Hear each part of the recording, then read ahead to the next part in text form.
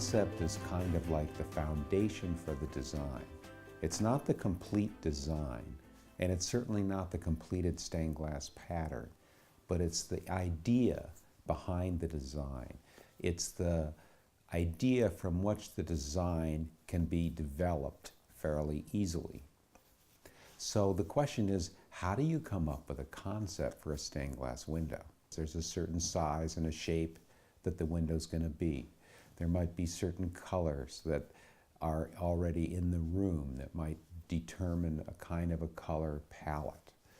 There might be considerations of style, such as whether it's going to be abstract or whether it's going to be symbolic or representational. There certainly will be likely a theme from which to begin to think about the design.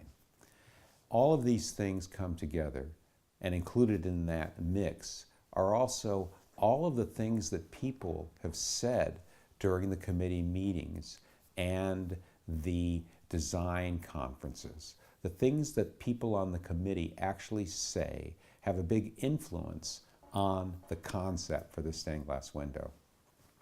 So it's my job to create the concept for the window. Well, how do I do that? What I do is I take all of those things into consideration as the limitations on the concept. I'm going to draw that shape for what the panel is going to be onto a piece of paper to look at it. And what's really going to happen is that for me, the way I work, I'm going to start looking at everything I see, everywhere I go. I'm always thinking about that design.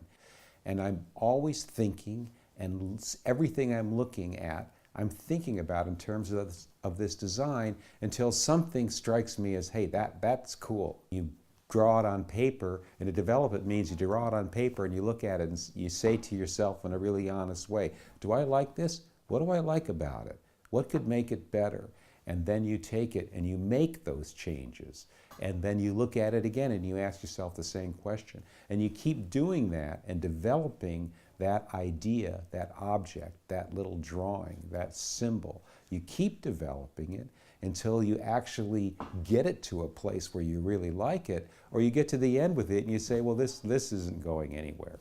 And so then you go back and you start to try and think of another idea. But frequently, the other ideas have also come into your mind during the process of working with the first development, because your mind is constantly working on it, and just getting it working, getting it moving, seems to be the best way to get started on creating something that never existed before.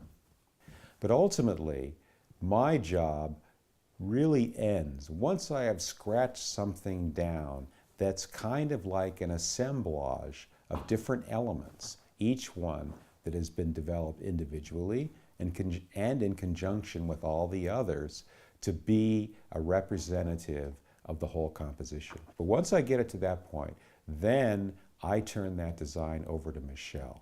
So Michelle has to then begin to take the design back a few steps in the concept to a point from which she can begin to make it into a stained glass window. And that frequently requires a lot of skill, effort, and creativity to do. And so it's a very kind of strict division of labor in that regard, because Michelle really doesn't try and influence my concept too much. And once I turn it over to her, she's impervious to influence from me on how to make it into a stained glass window. And I won't really see it again until it's almost completely done and it's all laying out on the table ready to be assembled.